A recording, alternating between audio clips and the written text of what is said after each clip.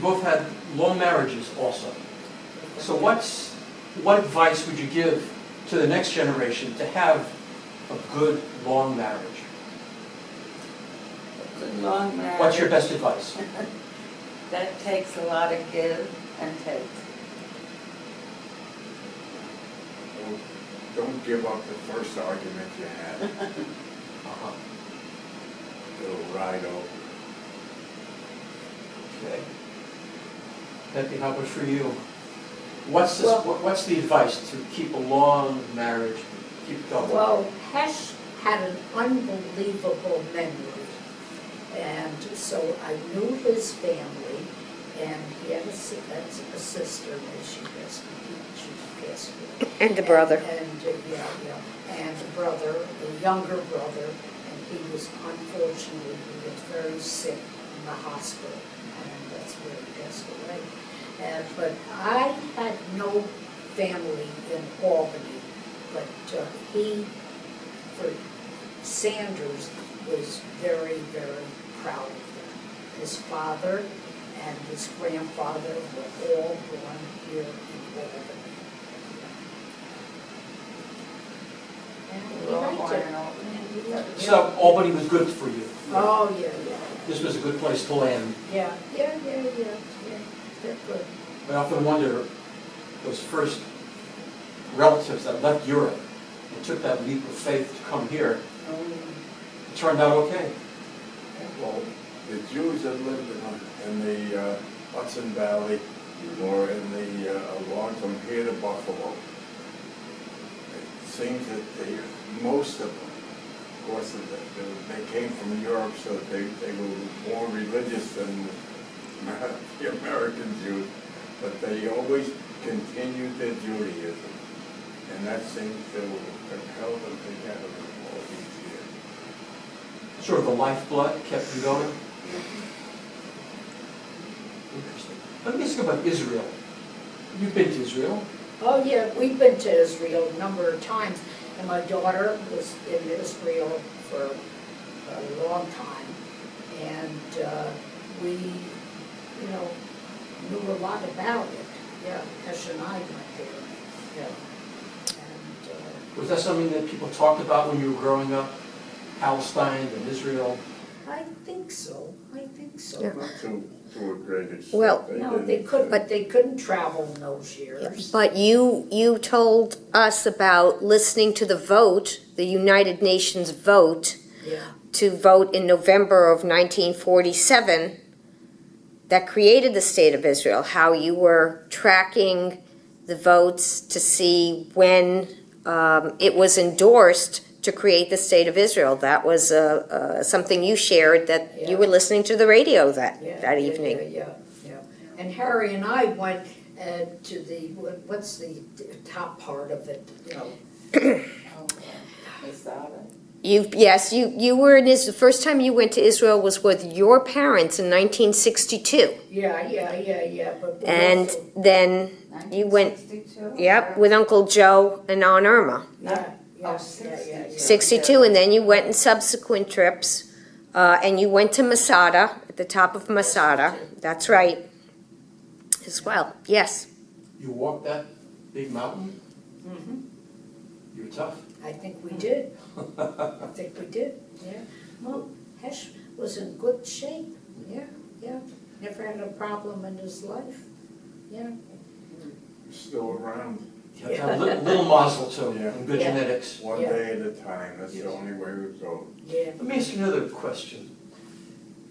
In a long life, there are many decisions and choices, going left, going right. Were there any major turning points where you made a decision that changed everything? Well, of course, you go off to college. Yeah.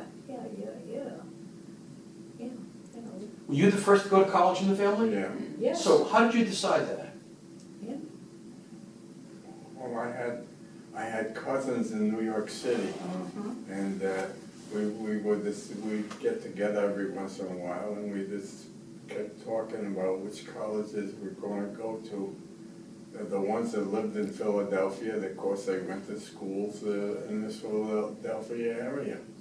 And I went to Syracuse instead of Albany. But because there was a scholarship fund there, and that was the big thing at the time. It was free. You a good student? If I took the courses that offered the tuition-free scholarships, I went that way at Syracuse. Otherwise, I would have had to pay thousands of dollars in tuition. So Syracuse wasn't anti-Semitic in that way? No. And you had a good experience at the university? Oh, yeah, they had, well, Syracuse had a good Jewish foundation. One of the, of course, in later years, the chancellor and so forth was a Jewish woman. So, and I never encountered any anti-Semitic operations in Syracuse. And they helped you celebrate your 100th birthday back in January. They sent a big banner and everything. That's a milestone. Illustrious alum. Wonderful milestone, yeah. When you think of Albany, and all the years that you spent here, places, like a Temple of Israel, for example, different people, what comes to your mind? Well, because Harry's generations, much more than he was, to me, Albany was not a big deal. I have to be honest with you, but, because he did so many things here, and he was so honest about it, and so very good, for generations of it. And in my side, Uncle Max was, here, but Uncle Alex went down to He went to California. California. He went down to California. And his son, they all, worked for the government. And, I shouldn't say worked for the government. They were in, Penny was in Europe. That's my cousin. And Schleimer was, he was in the service, wasn't he? Yeah. Yeah. All this family, and even though we didn't live in Brooklyn and all, but we were close to them, we would go down, I'm thinking, so, in Albany, Yeah, he had to deal with many different layers of laborers, unions, electricians, plumbers, builders, construction, who were not Jewish. yeah, How did that work out for him? Was it a good relationship?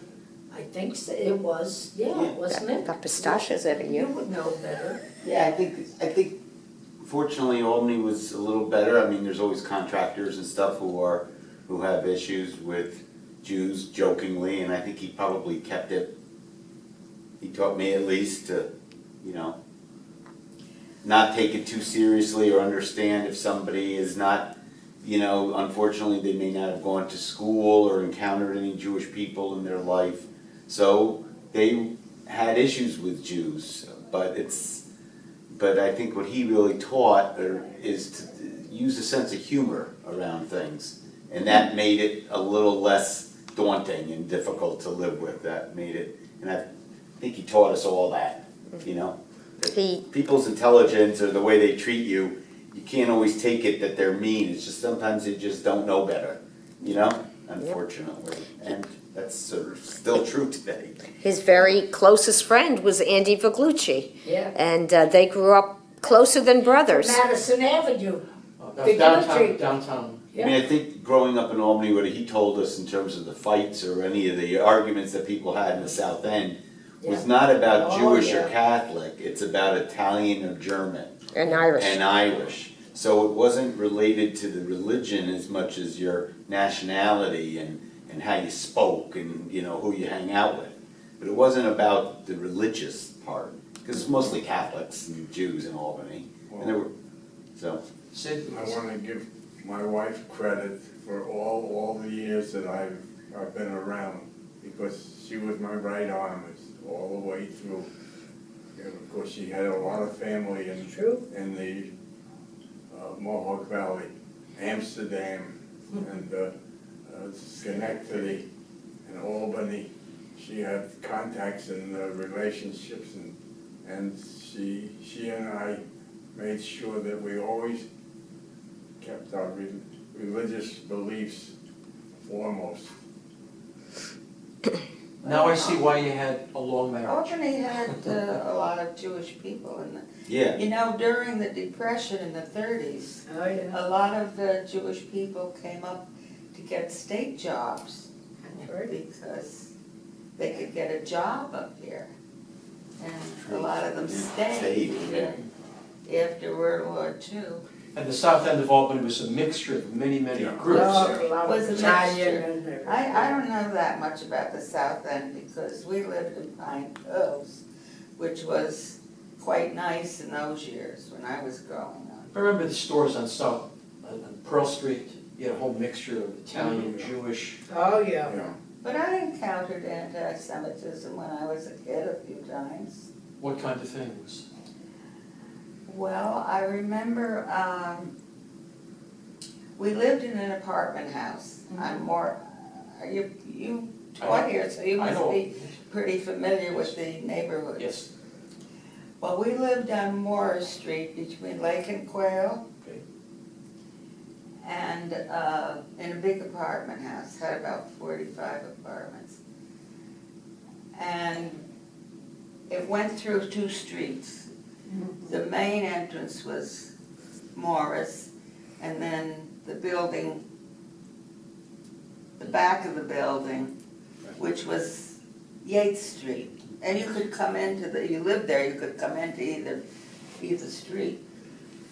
So there was a Italian family lived in a 2-family house next door on one side.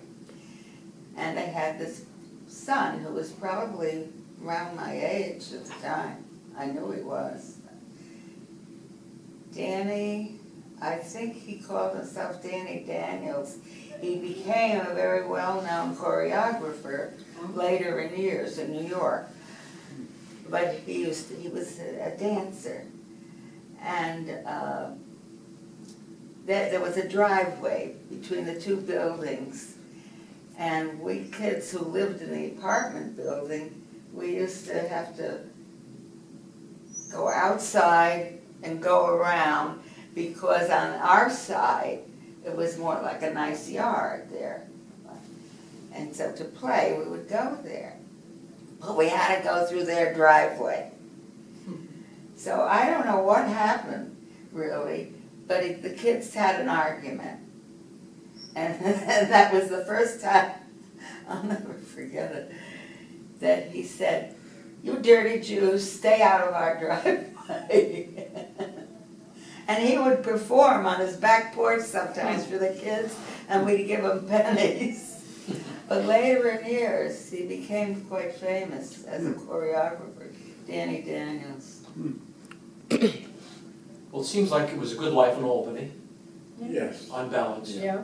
Good choice. But I encountered it years later, when we were married, there was a small apartment house on Norwood in New Scotland. And my mother was looking for an apartment at the time. And after the woman showed her the apartment, she said, well, I'd really rather give it to our kind, our own kind. Now, we ran into that as I was growing up. Yeah. I think we went to look one time at a summer cottage on Saratoga Lake near Browns Beach, I remember. And my mother wanted to take it, and there was something said. And that was, it was something inferring that they weren't renting it to anybody Jewish. They didn't come right out with, but you knew. Here's another question, thinking long-term. Any regrets, anything you would change? This, that you don't think so. Not for me, not for me. you wouldn't change it? Because, well, we had a very, very good marriage, 60-some years. And, the kids all went where they had to go, They got educated. colleges and stuff, And, Pa worked very hard all those years, and I remember that as a kid. Yeah. Do you think it was your parents that really set the model? I would say so, in a sense, yeah. Were they the role models that you always thought about and kind of based what you're doing with your children? Yeah, I would go down to show, well, not to show someone, but to Brooklyn, and I knew the family, and we were close with them, yeah. Has the family remained close all these years now, continue? Well, I can't drive anymore, and, we didn't really know that many people. And then my brothers in Saratoga, they're all gone, but there's still family, cousins, well, nieces and nephews, I should say. And, but, it was, yeah. It sounds like your parents had a very strong impact on you. Oh, they did, especially Pa, Mom, Pa, yeah. Pa, I remember as a kid, I remember him working so hard. He worked so hard. Yeah, he would schlep that coal and the ice, and and I remember. I think you should share that very amusing story of Grandpa being the Iceman and what happened when he brought that special gift to Grandma of a refrigerator. Yeah, my mother wanted a refrigerator, and he said, "No, we can't get a refrigerator. I have ice. How can I get it?" So But he bought. and they had to deliver it at night so no one would see that the Iceman was getting a refrigerator. But he used to have the ice with straw in front of the things, and he had the what do you call it, out on the town, out on the not the Hudson. What was it? It was a creek. It was the creek. Yeah. Catskill Creek? Catskill Creek, yeah, and the big, what do you call it, the guys, they would go out on the creek, yeah, and cut the creek for the ice, yeah, and he sold Did you cut ice to them, and he sold also Did you cut ice? yeah, Yeah. blue Yeah, coal, you schlepped all that ice? and No, blue we- coal, no, The business was down on Water Street, Yeah. which is right near, yeah, and Catskill Creek was on the other There's side. like a canal there, isn't yeah, there? Yeah. Catskill Creek. During the winter time, after the weather turned to below zero and so forth, we would wait until the Catskill Creek froze over, and hopefully there'd be a snowfall, so that there'd be about 4 to 6 inches of snow on top of the ice. Yep. We would, after it stopped snowing, we would send our help out with crowbars. And about every 3 feet, they'd put the crowbar in so the water would come up, Yep. flow over the ice, and solidify the snow to the ice. And we wait until it froze over to about a foot thickness. Then we would send out the automobiles. Sometimes we used horses to cut the Yeah, horses, oh, yeah. ice into cakes Yeah, and put it up I in an remember ice that. house. An ice house was a huge building, and about 20 different layers of cakes of ice. Now in the summertime, we would use that for the local neighborhoods, and also ship quite a bit of it to New York City. That was our business. That was the ice business in the summertime. In the wintertime, we had the LMW was the company that we bought blue coal from. Blue coal. And Blue coal. Blue coal. blue Oh, yeah, coal. from And Albany. there was, and Yeah. there was Blue coal. an ad, the Shadow Knows. Have you heard of the Yeah, Shadow the Knows? radio show. Yes, that was it. And Lamont Cranston. yeah, and that was Lamont it. Brand. That's where the W.G. Morton in Albany was the wholesaler. It was a big Ah. deal. Oh, So it was a we- big deal. We got deliveries of the blue coal from BLMW. It's from Scranton, Pennsylvania. I remember Daddy used to come home, he was covered blue. Yeah. But they made a good living from Yeah, this. oh yeah. Oh, yeah, they worked hard, they Yeah, worked they hard, they put all our kids through school. But then the oil business came in and ruined the coal business. Yeah, but- yeah, and yeah, yeah. Refrigerators ruined the ice. No more ice. business. And Yeah. that was the end. That's turned back to kosher butcher to try to make a go. You tried? That's right. It didn't work out. So I can see why you're looking at Syracuse University to go to Yeah. somewhere else, another way to make a living. Yep. People worked hard in those days. Oh, boy, do they ever, Okay. wow. Uh, Yeah. good. Yeah, Battery? They worked hard, Battery's real. going out, They okay. must have been very healthy people to schlep and to do all